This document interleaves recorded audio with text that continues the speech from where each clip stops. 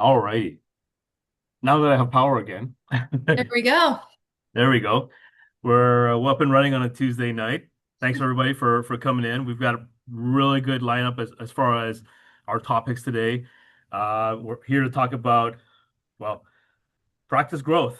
What things do you need to put in place when it comes to both your marketing, but also importantly in terms of your real estate. So, of course, introducing ourselves. My name's Jason. I'm the team lead here at Cirrus Consulting. We've been helping dentists primarily with their office leases for goodness, over 32, 33 years now, and we've done over 13,000 lease negotiations Wow. thus far. And I have Cassidy Turley here of Gargo. Take it away, Cassidy. Awesome. Thanks so much, Jason. It's super excited to be here on the webinar and to talk about practice growth. I'm here representing Gargle, which is a dental marketing partner specifically for dentists. And we specialize in helping practices grow through strategic marketing.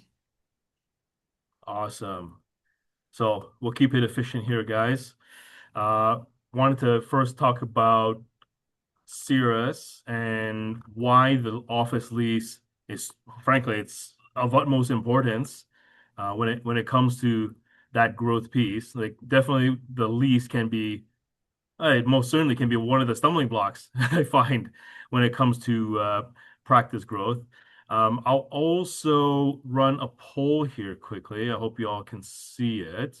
Oh, it looks like we've got a question. Oh, by the way, if you have any questions, please feel free to write it in the chat. We're here to help, and let me know if you have any inquiries while we're going through these various topics. And a lot of these topics will be, uh, some of these topics can be quite complicated and quite involved. So, as people that have extensive experience in these regards, like you have a wealth of knowledge right now to assist you with this.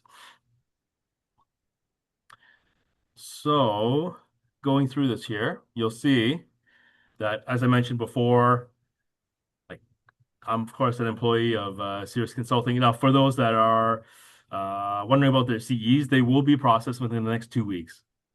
So, of course, the biggest question for many people is, well, why is the lease really that important? Isn't it just what I pay month to month to my landlord? Well, in a way, yes, absolutely, it is. It's a simplistic answer to it, but we've always thought about it like this way.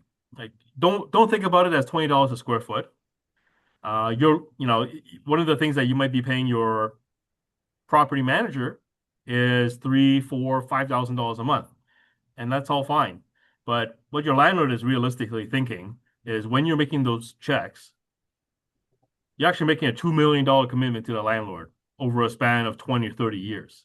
This is an enormous investment, and your landlord is, thinking that, frankly, as a dentist, you're the best tenant on the planet.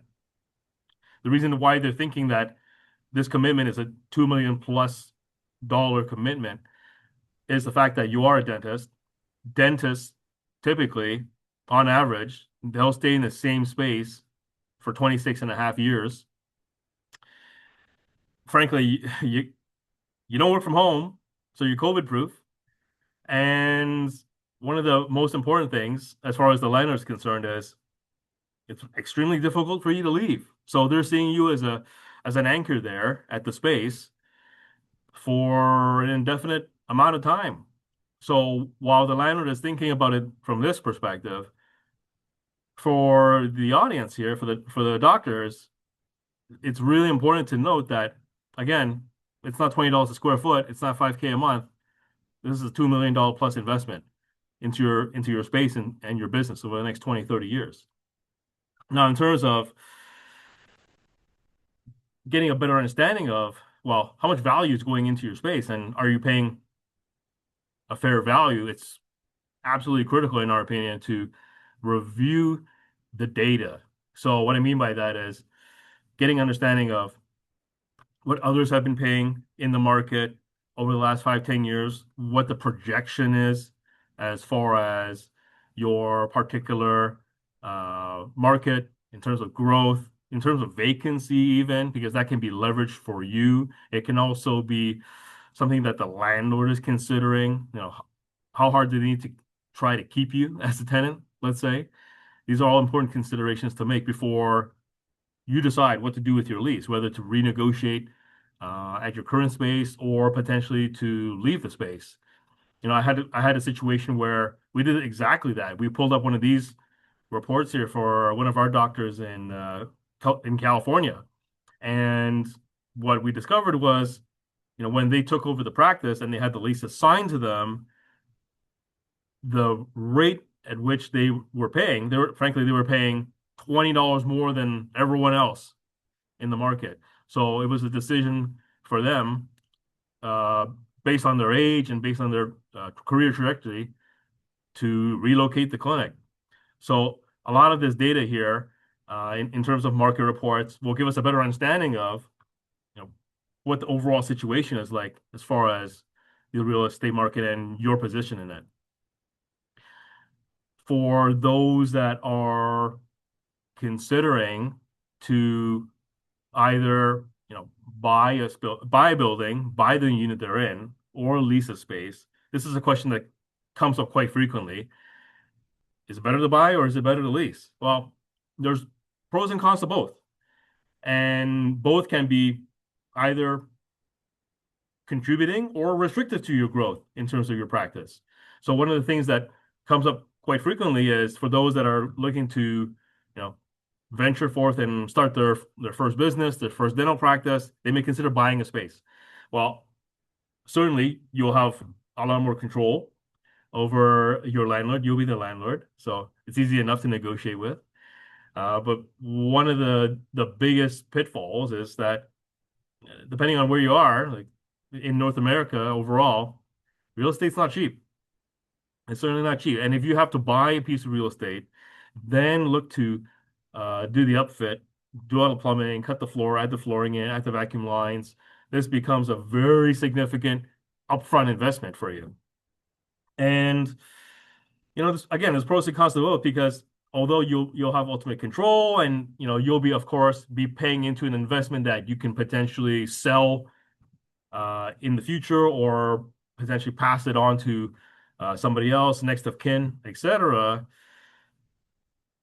Having cash flow when you're first starting your clinic can be of utmost importance.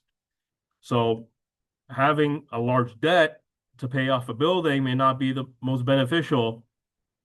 That's why we recommend that a lot of dentists, they start off with leasing. It's a lot lower in terms of upfront costs.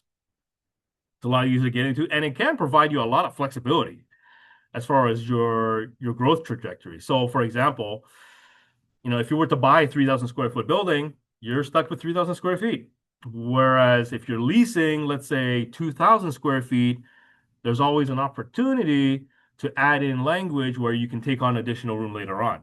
You don't have to bite off more than you can chew, at least off initially, and manage those expenses a lot more carefully as a result. Now, in terms of ownership, if you are inclined to own a building, or if you already own one right now, there's a lot of things to consider when it comes to, how are you going to grow your business? One of the big things is, well, who actually owns the building? I've found that a lot of practitioners, they unfortunately get some poor advice early on, and what happens is they purchase the building either personally or with their dental corporation, dental practice corporation. And when it comes to being a landlord and, potentially selling that asset in the future, this is a definite no-no. First of all, there's a lot of liability associated with owning that asset personally. And secondly, when it comes to selling that dental clinic later on, it becomes a lot more difficult if the dental practice owns the building. Uh, Aside from that, one of the key things to note is, well, are you paying yourself rent? There may be some additional tax benefits if you're paying yourself the correct rent. Also, in terms of what you're passing through the building corporation as far as expenses. Very important to note. Do you actually have a lease in place to separate the two entities in case of an emergency? And in terms of longer term planning, it's very important to note what the lease will do for you because as a landlord, the lease provides you with a ton of control and potentially a ton of profitability once you sell the practice. Now, as far as being a leasee, someone that leases a space, again, a lot of things to consider here. If you play your cards right, this can be an extremely fruitful way to have real estate, have a dental clinic.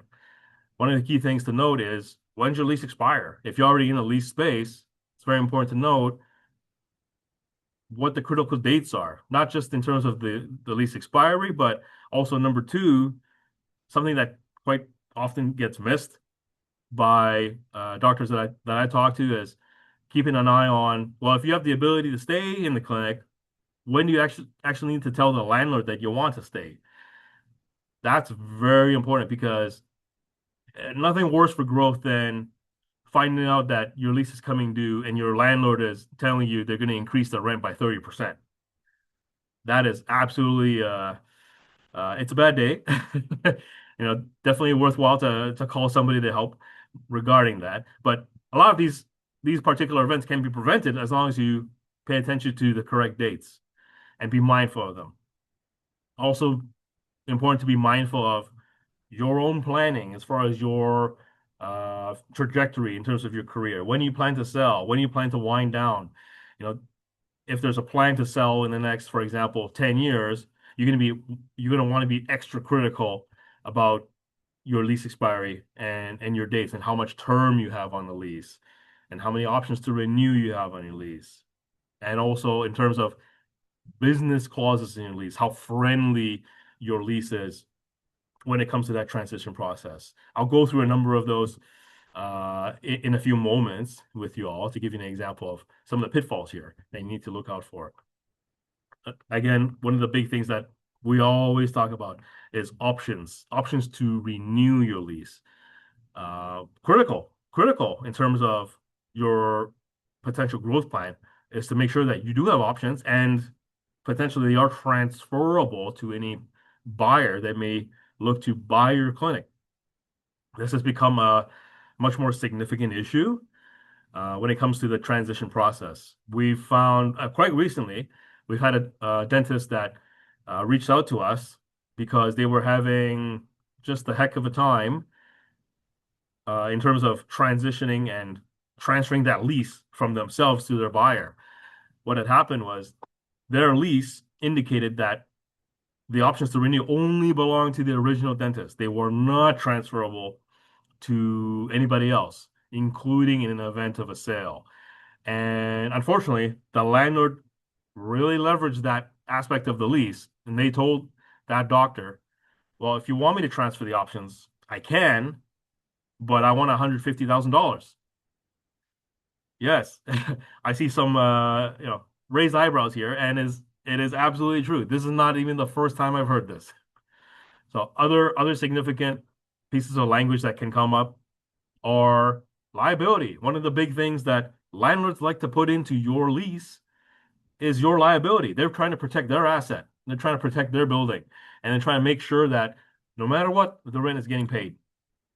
So quite commonly, you may be signing the lease personally, and you may be personally liable on the lease for that duration, or even after you sell the clinic. So these are quite critical to look at when it comes to potentially transitioning for the right now and for that eventual transition. Number seven is a huge piece of that. Does your landlord have any rights to terminate your lease and improve their business, frankly? So one of the things that has come up, especially in the largest city centers, is the ability for the landlord to say, I desire to demolish the building and put up a condo, and I'm going to give you 6 months notice. Or they desire to put a much larger tenant in place of your location, so they're going to move you down the hall. So if you're facing a $300 a square foot bill when you need to relocate, either to a new building or in somewhere else in the plaza or the building, this is potentially a four, five, $600,000 detriment to your growth plans. So we need to be absolutely mindful of these particular detriments to your lease and get as much control over them as possible. So again, the key thing I want to emphasize to y'all is don't think of the lease as $20 a square foot. Don't think of your lease as $5,000 a month. It needs to provide you a ton of items here to make sure that one, that 5K a month is in fact fair and affordable to yourself in the clinic, but also it needs to provide you as much stability as possible. We're all aware that building a dental clinic is quite expensive, upwards of $250, $300 a square foot. I've heard in some parts of the country, $400 a square foot, depending on where you are. So we want to make sure that you get as much return on your investment as possible. And we want, at the same time, we want to minimize any risk and exposure to any potential surprise expenses as possible as well. Also, I mentioned before, in terms of what the lease can provide you, it can definitely provide you a ton of flexibility, in terms of what you're paying today and your ability to grow the clinic later on. One of the things that I find frequently people like to do is they'll have one primary clinic and they may open a satellite clinic a couple miles down the road. The lease can afford you that, or it may be detrimental to that plan. So it's important to take a look at that type of thing before you look to open your second, your third, or your fourth location. And as I've been mentioning throughout this, one of the big things to look at is your ability to eventually sell the clinic. The lease has an enormous role to play in that. Any buyer that you have will be going to their bank to seek financing. One of the biggest things that thwarts the sale at the 11th hour is, in fact, the stupid lease. So this is absolutely a critical piece of that transition process. Also, in terms of everything else, I know I've got 40 minutes left, so I'm just gonna completely spill my guts and blabber on about. I'm just kidding, guys. No, there's a lot here. There's a lot that we can potentially go through here, and it is important to go through these items because, as I hope it's been clear, looking at the lease is not just about the dollar amount, but it's a holistic process to go through every detail in the lease to make sure that you have a transition or as smooth a tenancy in your space as possible. For those that own their own building, this is also very critical because as a landlord, you're going to want to protect your investment using language like this. So, as I mentioned before, we want to tackle this holistically. We don't want to just think about your base rent, your $20 a square foot. There's, in fact, 7 key financial variables we typically look at when we're negotiating a lease. It's your base rent, common area maintenance, especially for those in a plaza, shopping center. There's going to be a lot of parking, potentially snow removal, garbage disposal. These are all things that affect you, that you pay for, and are actually quite negotiable. Also, free rents for those that are looking to build a space or expand. This is not off the table. If you're looking to extend your commitment to the landlord, certainly doesn't hurt to try to ask for a couple of months of free rent, especially, as I mentioned, framing it in a manner where the landlord understands this is not $5,000 a month. This is $2 million over 20, 30 years. We look at your annual increases, how much your rent goes up year in year. We'll take a look at your fixturing period. So aside from your free rent, if you're looking to build out a space or you're looking to expand, you need obviously time to build a space, and that can be negotiated into your lease, rent free. Also, on top of that, tenant improvement allowance, need to be careful with that because it's very important to note landlords are landlords.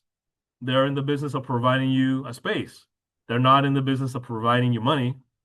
So if they're saying, hey, I'm going to provide you money to build your space, it's very important to note where it typically comes from. Unfortunately, more often than not, it comes from your rent. They bake it back into your rent. And then finally, there's another piece here that we find seldom talked about is landlord work. Does a landlord have willingness to help with your build or help improve your space? One example I think about quite frequently is a dentist north of us. They were doing a 10-year renewal. In exchange for the 10-year renewal, we got the landlord to replace the $20,000 air conditioning unit. So think of the $20,000 air conditioning replacement as an inducement for the tenant, the dental office, to stay there for another 10 years. There's a lot of meat on the bone here.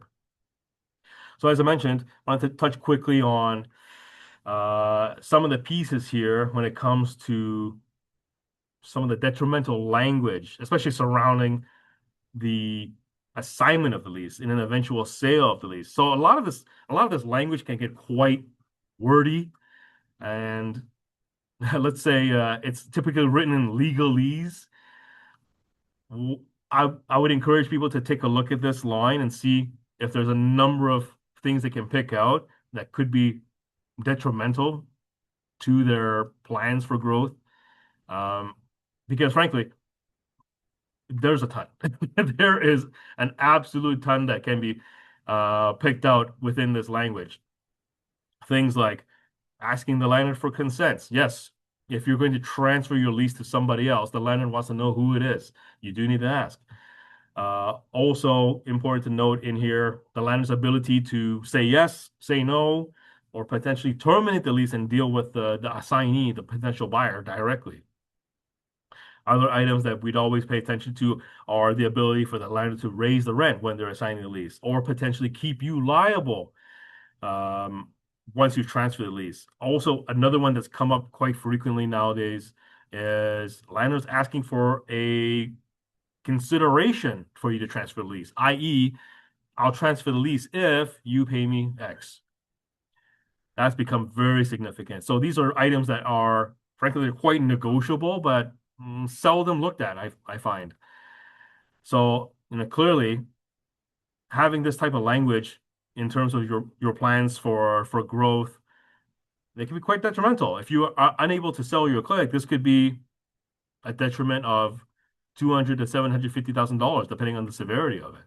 So again, very important to approach the lease holistically and get a good handle on your lease expiry dates, because in terms of how we'd approach this process, how we'd approach um, talking to the landlord, it's very important to note time is the biggest piece of leverage you have. So this is right out of a major landlord's playbook as far as how they view when you should be renewing your lease. What is the ideal period for the landlord, and when is the ideal period for yourself? The ideal period for yourself, for the dentist, we'd always advise to approach the landlord 24 to 12 months prior to expiry. The reason for this is because it provides you ample time to negotiate the lease or pivot if need be. If there is some change of plans for you, or there's a consideration for a different space, you need time. You absolutely need time to find a space, negotiate the lease, build it out, and then finally move in. In terms of what's in the red zone right now, once you start approaching the lease expiry, the problem herein lies in the fact that, especially as a dental office, it becomes exceedingly difficult for you to do this exactly as I said. Find a space, negotiate a lease, build it out, and then finally move in within 8 months or 6 months or 4 months or whatever the case may be. Very important to get ahead of the game and look to have a conversation at least sooner rather than later. Now, in terms of our process here, the recommended process is before we've had a conversation here today about some of the items here that can be detrimental. Uh, let's not all approach the landlord tomorrow and say, hey, look, I attended a webinar and I found some problematic clauses and I really want to change everything right away.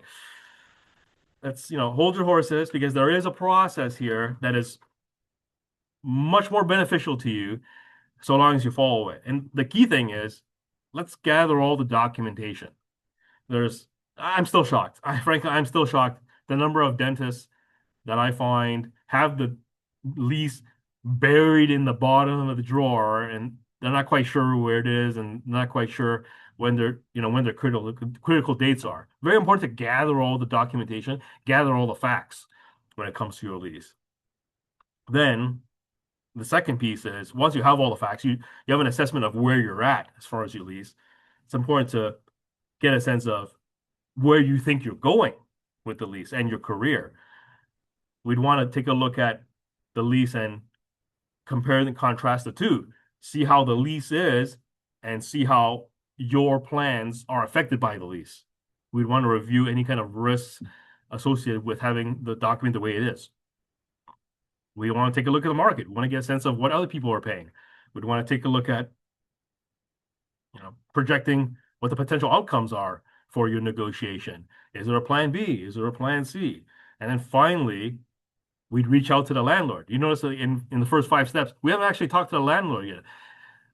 It's important to, let's say, measure twice and cut once. So once we've assessed everything, then we can start reaching out to the landlord, talking about the economic terms and the negotiation of the business clauses, and then finally getting that final form lease to sign on the dotted line. So in terms of what I've mentioned today, everyone, in terms of the review, if you're wondering, hey, what's in my lease today? Well, the nice thing is, as part of attendance to this webinar, we're offering a complimentary consultation. So myself or one of my colleagues will be happy to provide you the 4 or 5 hours to review your documents and the real estate data to give you an assessment of what's in store there. And certainly we can always have a chat afterwards. But in terms of other growth items here, I'll leave it to Cassie to go through the other piece. While you're in the clinic, or if you're thinking about starting a clinic, there's certainly a lot more than real estate when it comes to growth. It's a communication piece, isn't it, Cassidy? Mhm. Absolutely. Yeah. It goes hand in hand, right? The marketing is the engine behind the growth and fuels that real estate side. So thank you so much. I learned a few things in your presentation, so thank you so much. Absolutely. Excited to talk about some marketing. So, like I said at the beginning, I'm here representing Gargle. We're a dental marketing company.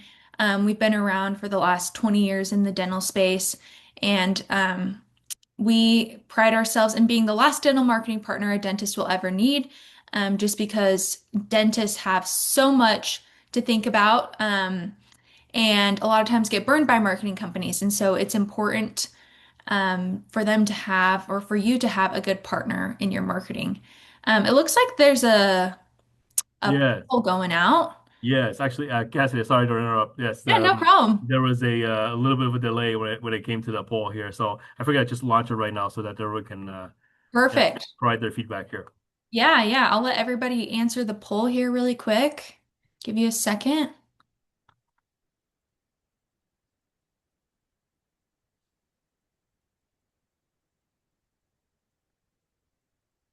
Awesome. And then Jason, will we be able to see when what people are answering and Yeah, absolutely. Let me see if I can pull that up. It's going to be pretty interesting.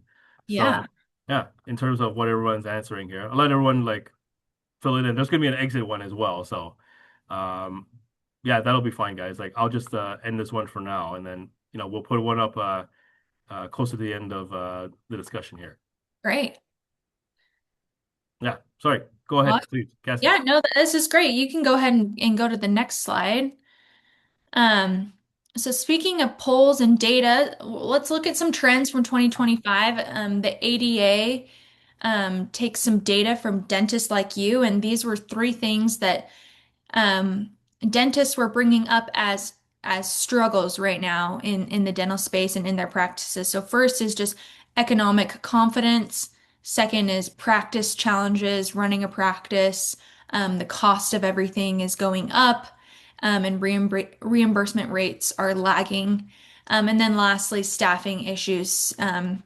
recruiting and running a efficient office, right? And making sure everything is covered. So these are some things that dentists are struggling with right now. Maybe some of you are also struggling with this. And I think a lot of dentists are asking like what's the solution, right? Like what can we do to combat this? And the answer would be smarter marketing, right? Fueling the engine with new patients.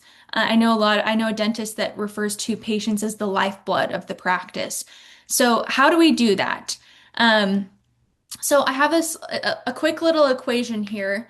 A lot of times, dentists don't take the time to actually find their true marketing ROI, right? And so this is pretty simple, but you have your new patients, so your new patients coming in every single month and their average case value. So maybe it's just a general patient or you got an Invisalign patient, implant patient, that average case value is going to change. But usually a practice has an overall average for how much value comes from a new patient. So if you multiply those together, you get your production generated. If you take that production that's generated and you subtract your ad spend and your foundational costs, your foundational marketing costs, I should say, that's how you know what your marketing ROI is or how your marketing dollars are working for you. Now, you might ask, how do you find what your marketing investment should be? And that is included in your ad spend. And I'll kind of get into that in a little bit. But the overall questions, oh, actually go back one slide. Perfect. Yeah. So I think the question that every dentist wants to know is how can I get more new patients while optimizing my marketing investment to not be overspending on my marketing and get the most marketing return on investment? And I'll kind of go through some different strategies that you can implement today to help you fuel that new patient engine and make sure you're optimizing your marketing spend so that you get an ROI on your marketing. So, um, first of all, what do patients see before they pick up the phone? A lot of times, dentists, you care a lot about, the patient experience when they walk through the door, how they're greeted, and what their experience is in the office. But a lot of dentists forget that the patient experience starts before they ever walk in the door. It starts with your digital presence, right? So, first of all, your website. Take a look at your website. Do you have a sticky top bar? And what I mean by that is when you scroll down on your website, does the top bar stay with you? Now, this is a very small thing that it may seem inconsequential, right? But it actually, there's data that shows if you have a sticky top bar and a patient is scrolling throughout your website, they're checking out different service pages, that top bar with your address, your phone number, and a book an appointment button will actually increase your new patient conversion from your website. And that's just a super quick change you can make to your website today. Second thing on your website is service pages. Do you have dedicated service pages for all of the types of services that you're offering in your office? So, especially if you're doing any cosmetic work or anything, implants, Invisalign, you should have service pages dedicated to those procedures. And each service page should have a minimum of 600 words on it. So a lot of dentists will have those service pages, but it's all on one page or they don't have the minimum amount. Google won't scrape your website or scrape your service page unless it has a minimum of 600 words on it. So if you want to get found by Google, which most people do, you have to make sure you have 600 words on those service pages. That kind of goes along with just overall content and about the doctor information on your website. Do you have a blog on your website? Are you posting monthly blogs or newsletters? Do you have information about the doctor on the website? These are things that patients are looking for, and also what Google is looking for to help you rank higher in your area when people are looking for dentist near me or implant dentistry near me or things like that. Your Google business profile is also a huge asset that most dentists overlook. So is your information up to date on your Google business profile? Is the phone number, the address, everything like that up to date? Are you posting to your Google business profile? Many dentists don't know that you can actually post to your Google business profile just like you would on social media. Um, it also has its own ranking system in the Google Maps area. So, how do you rank for specific cases in your area in the map pack? And then lastly, are you getting consistent reviews and are you replying to those reviews? All of these things in your Google business profile will help you not only rank higher and help you with SEO, but patients are often looking to your Google business profile as confirmation in whether or not they will book an appointment, right? If you think about it, I like to eat out, I like to go to restaurants, but I very rarely will try a new restaurant unless I see good rankings on Google and good reviews and that they respond to their reviews and they care about the customer experience. The same thing for dentists. Oftentimes, in the most popular answer to the question, how did you hear about us, is word of mouth, right? Many patients find dentists through word of mouth. And your Google business profile is kind of like your digital word of mouth tool that you can use. So even if a patient didn't find you by word of mouth, they use your Google business profile to almost interact with your current patients and see what their experience was. And then lastly is Google Ads. A lot of dentists are running Google Ads or are not running Google Ads and want to run Google Ads, but they're doing so blindly, right? They're kind of picking an amount to spend on their Google Ads, but they're not putting a lot of research into what they should be spending to get the optimal amount of clicks and conversions and ultimately new patients to the practice. So that's something that you might want to assess with your current marketing company, or if you're not working with someone on your Google Ads, there'll be a phone number you can text at the end, and we can help you figure out how much you should be spending because there's so many factors that go into it. Your area, the competition in the area, what types of cases you're trying to attract. And so these are things that you should be thinking about and talking with experts on before you start spending money on Google Ads. Awesome. We can go to the next slide. So here I have just a little bit of a case study for a practice called AV Sierra. It looks like my slide got a little bit jumbled, but AV Sierra Dentistry. So they're located in a competitive market. They're in Southern California. They've been in the area for 17 years. They were doing good, but they knew they had potential to do better. And so we worked with them specifically on their SEO strategy. So we started implementing 2 new blogs a month that had over 1,200 words of content on each blog, on page and off page SEO, internal linking throughout the website, and then supported that with overall website design, ads, and their Google business profile. And by the end of the year, when we were working with AB Sierra, um, they were ranked number 1 for dentists in Palmdale, dental implants in Palmdale, Invisalign in Palmdale, which notice implants, Invisalign, those are the words that many dentists are wanting to rank high for, and they were ranking number 1, right? And then number 2 for teeth whitening, PRF therapy, and tooth extractions in their area. And not only that, obviously ranking high is great, but what every dentist wants to know and wants to see is the bottom line revenue and the new patients that are acquired from that.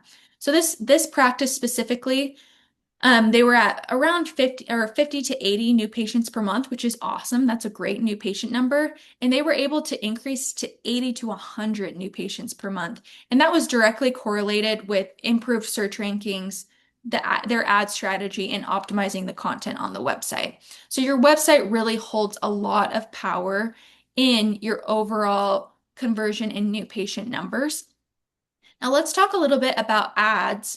We're going to talk about Acrewood Dental. Again, my slide got a little bit messed up here, but this is for Acrewood Dental. So in 2013, this is a while ago, they were just a 1 doctor practice. They had 2 hygienists. They're in Central Texas. Kind of had an older patient base, and they were looking at about 35 new patients per month. But they were ready to rapidly grow. They wanted to get as many new patients as possible, and they wanted to expand locations and operatories, and increase their overall number of high dollar and expansive cases. So what we did for them, and this won't work for every single, or this isn't every single practice's situation, but we implemented some proactive marketing strategies for them. And these are some examples. Again, sorry for the jumbled up slide, but these are some examples of some proactive marketing strategies. So social ads, pay-per-click ads, again, boosting your Google business profile, doing clear aligner specific marketing.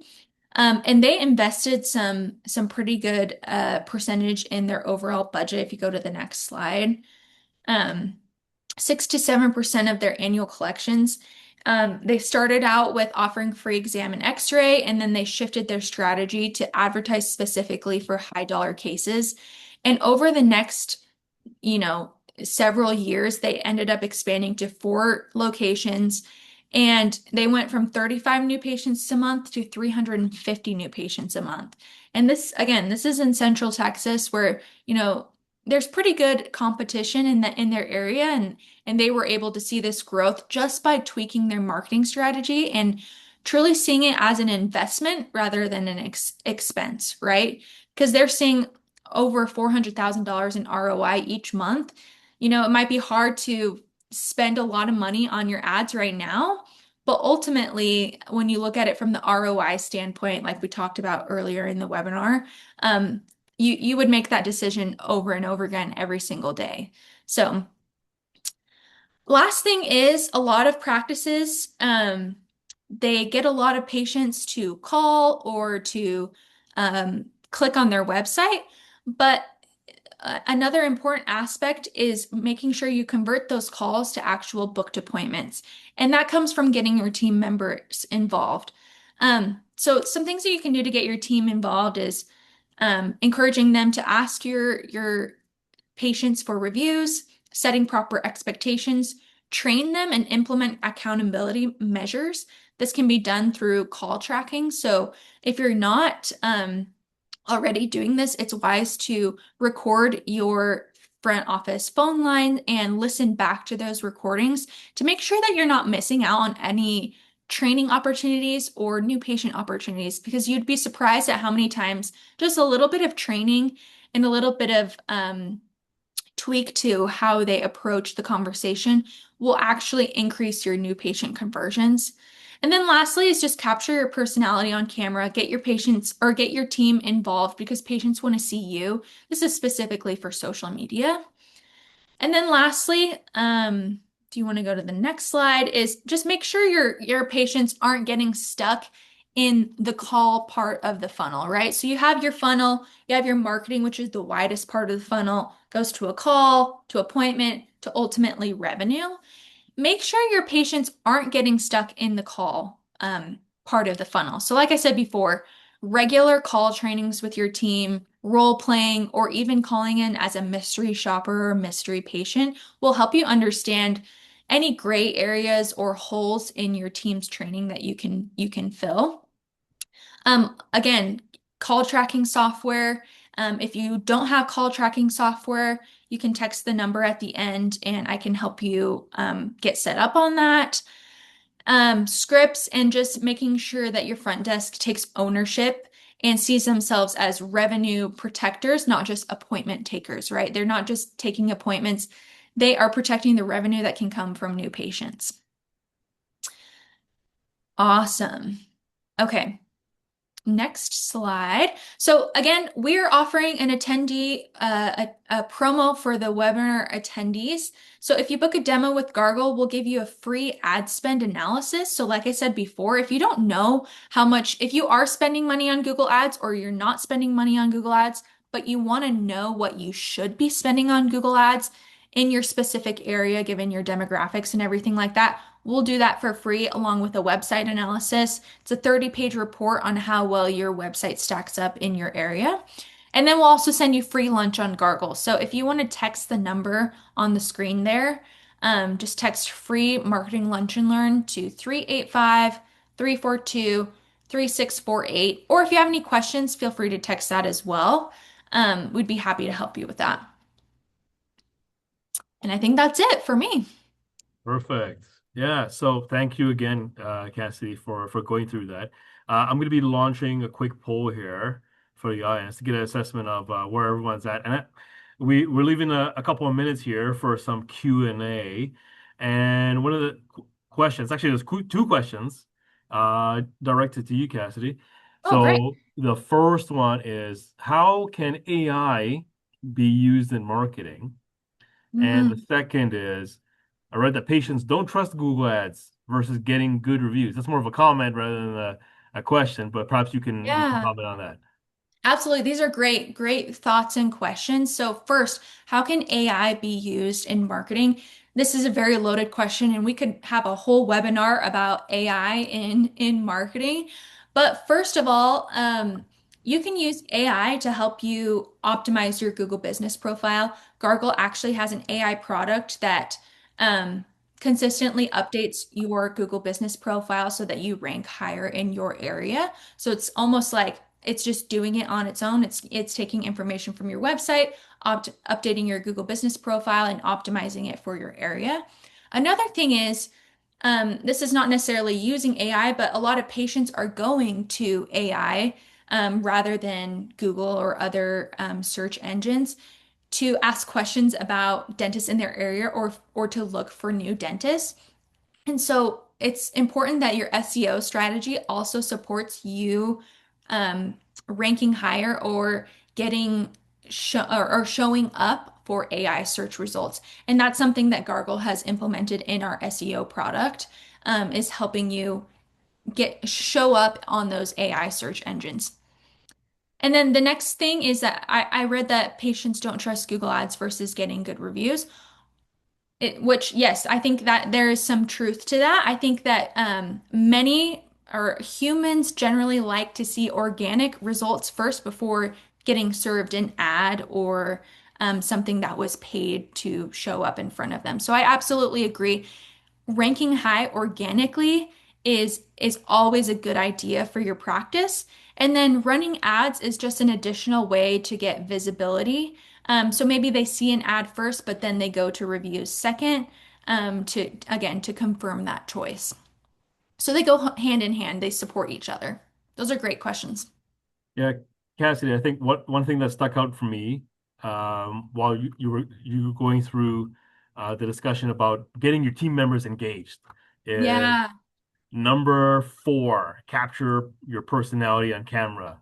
yeah. And I think that this has become a question in terms of what AI can provide.